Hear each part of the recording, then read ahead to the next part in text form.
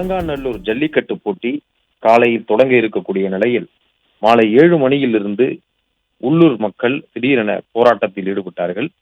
இந்த போராட்டத்தில் அவர்கள் வைத்திருந்த கோரிக்கை, இந்த உள்ளூர் மாடுகளுக்கு முன்னுரிமை வழங்காமல் வெளியூர் மாடுகளுக்கு முதலில் முன்னுரிமை வழங்கப்படுவதாகவும், முதலில் காளைகளை அவிழ்ப்பதாகவும், ஆனால் உள்ளூர் மாடுகளை முன்னுரிமை அளித்து முதலிலேயே காளைகளை அவிழ்ப்பதில்லை என்ற குற்றச்சாட்டை அவர்கள் முன்வைத்தார்கள்.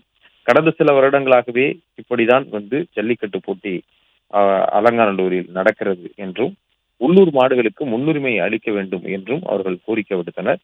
இது ஆரம்பத்தில் காவல்துறையினர் தொடர்பாக பேச்சுவார்த்தை நடத்தினர்.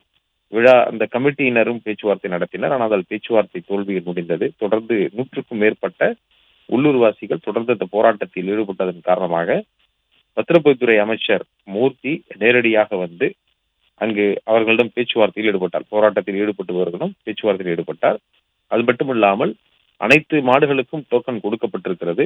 டோக்கன் கொடுக்கப்பட்ட அனைத்து மாடுகளுமே வாடிவாசலில் களமிறக்கப்படும் என்று அவர் வாக்குறுதி அளித்தார். அங்கிருந்து அதற்கு பிறகு அவர் காவல்துறையினரிடம் ஆலோசனை நடத்திவிட்டு அங்கிருந்து புறப்பட்டிருக்கிறார். மீண்டும் காவல்துறையினர் போராட்டக்காரர்களிடம் பேச்சுவார்த்தை நடத்தினார்கள். அமைச்சர் சொன்னதென்றால் இந்த பதிவு செய்யப்பட்டிருக்கக்கூடிய அனைத்து மாடுகளும், டோக்கன் வழங்கப்பட்டிருக்கக்கூடிய அனைத்து மாடுகளும் அவிழ்க்கப்படும் என்று அவர் உறுதியளித்திருந்த அந்த உத்தரவாதத்தை கமிட்டியினர் தெரிவிக்க வேண்டும், கமிட்டியினர் அந்த உத்தரவாதத்தை அளிக்க வேண்டும் என்று கேட்டுக்கொண்டனர். காவல்துறையினரும் இதனை தொடர்ந்து பேச்சுவார்த்தையில் ஈடுபட்ட நிலையில் அமைச்சர் உத்தரவாதம் அளித்திருப்பதை ஏற்று தற்பொழுது நடத்தக்கூடிய இந்த போராட்டத்தை கைவிட்டு இங்கிருந்து கலைந்து செல்வதாக அவர்கள் தெரிவித்தார்கள். அதனைத் தொடர்ந்து தற்பொழுது போராட்டம் ஒரு 4-5 மணி நேரமாக நடைபெற்ற இந்த போராட்டம் என்பது தற்பொழுது கைவிடப்பட்டு அவர்கள் அனைவருமே கலைந்து சென்றிருக்கிறார்கள்.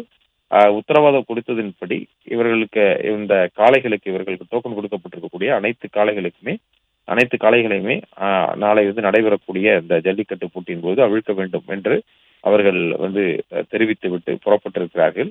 அதாவது 1100 காளைகளுக்கு மேலே ஆன்லைனில் பதிவு செய்யப்பட்ட 900 காளைகள் ஜல்லிக்கட்டு போட்டியில் அவிழ்த்து விடப்படும் என்று தெரிவிக்கப்பட்டிருந்தது.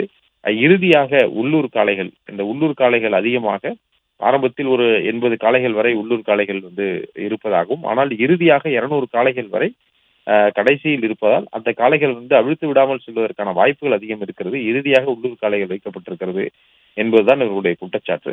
எனவே பதிவு செய்யப்பட்டிருக்கும் டோக்கன் வழங்கப்பட்டிருக்கக்கூடிய அனைத்து காளைகளுமே இந்த களத்தில் இறக்கிவிடப்படும் என்று உத்தரவாதம் அளித்திருக்கக்கூடிய அடிப்படையில் தற்பொழுது அவற்றை ஏற்று இந்த போராட்டத்தை கைவிடுவதாக அறிவித்திருக்கிறார்கள்.